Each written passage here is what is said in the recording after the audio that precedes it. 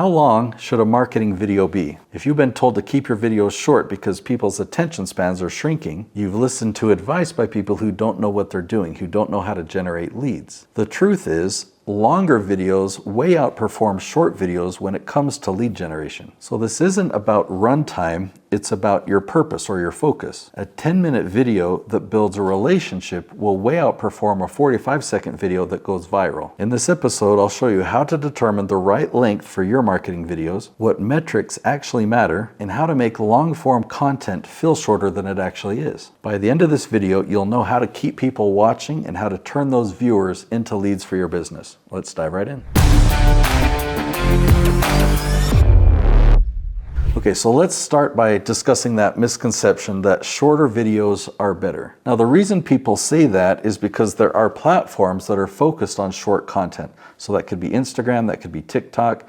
To respond to TikTok, YouTube created shorts. Now, in the beginning, when YouTube created shorts, they were mixed together. So videos and shorts were both the same thing. They just were called different names. But very quickly, YouTube realized we've got to separate these, and so they did. So videos and shorts are two different types of content now. And as soon as YouTube made that transition, guess what happened to the videos?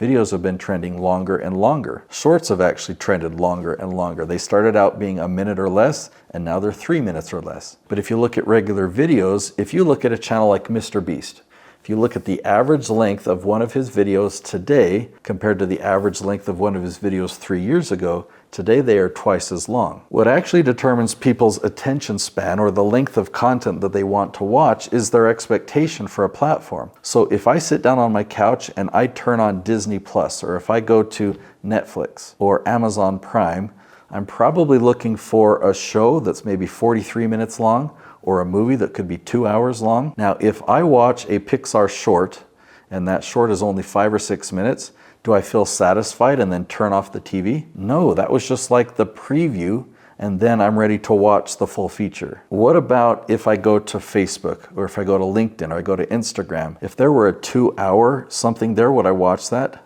Of course not. What about 10 minutes?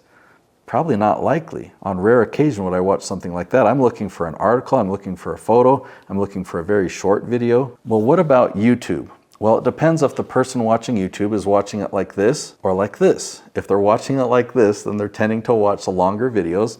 If they're watching like this and swiping, they're just wanting to watch shorts. Now, the strategy that I teach is how to hone in on your target audience and what questions they're asking. When people are asking questions, they're looking for videos. They're looking for answers, not just a short to entertain them. Now, another misconception that people have is that long videos should be avoided because they're hard to produce. Now, maybe they take more time to film, but I'm not talking about real complicated videos like vlogging or entertaining videos. I mean, the longer those videos are, yeah, it's hard work. People can film all week long for one episode. When you're making educational content, it's really hard to give a solid answer to a question and to go deep and to really give value if the video is really short. So it's actually harder to film the shorter stuff. Like if you're thinking, how can I make a short that really gives value, that really connects with them, that really builds a relationship? It's really, really hard to do. That's why we don't even make shorts anymore. But if you have a video that's, say, 10 minutes long, it doesn't need to be an hour. In fact, I don't recommend going that long. But if you make a video that's, say, 10 or 12 minutes, you can really answer their question and come at it from multiple angles so it really sinks in. You can give them real value. They can learn your biases, learn your opinions. It's enough time for them to get a sense of who you are and to build a level of trust with you. When you go into YouTube analytics, there's different stats that you can look at. You can look at the average view duration and know how long are people watching those videos. If you have a 10-minute video, but the average view duration is 1 minute, there's some things that you can do to get people to watch longer. There's another metric that you can look at that's called click-through rate. So of all the times that your video is displayed for somebody, they see that thumbnail and they see your title, what percentage of those people actually click on it? If you have a 2% click-through rate, that's usually pretty low. You got to compare it to your average. A good average might be 5%. So if you have a video that's getting a 10% click-through rate, that one's performing higher than average, and that's great. It's also important to look at these stats in relation to the different sources of traffic, because a video that goes viral, that's going to have a lot of suggested traffic. But if you're focusing on lead generation, you might have a video that really focuses on search traffic. Compare the click-through rate from a suggested view versus a search view. Let me show you. All right, I am signed in to the Jason Schroeder YouTube channel. He's a consultant for the construction industry, and we are looking at the traffic source report. This is in YouTube Analytics.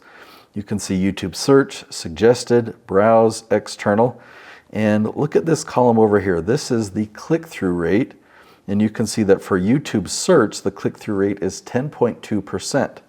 For suggested, it's 2.4.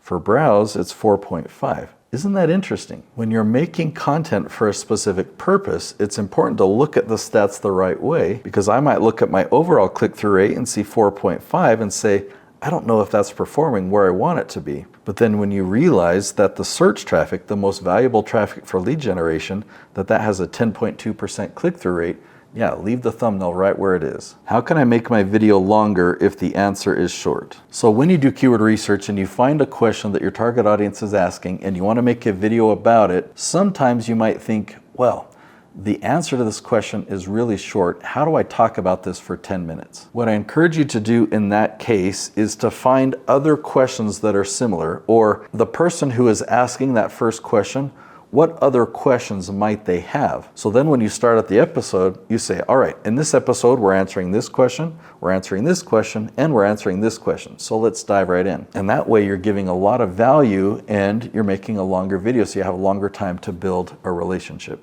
I want you to get results out of your marketing. I want you to be able to leverage these videos to generate leads for your business. I've created another episode, I'll link to it right here. It's titled, Why Your Marketing Isn't Working. If you watch that video, you'll find the missing piece so that you can make sure that every video you create for YouTube becomes a lead generator in your business. I'll see you there.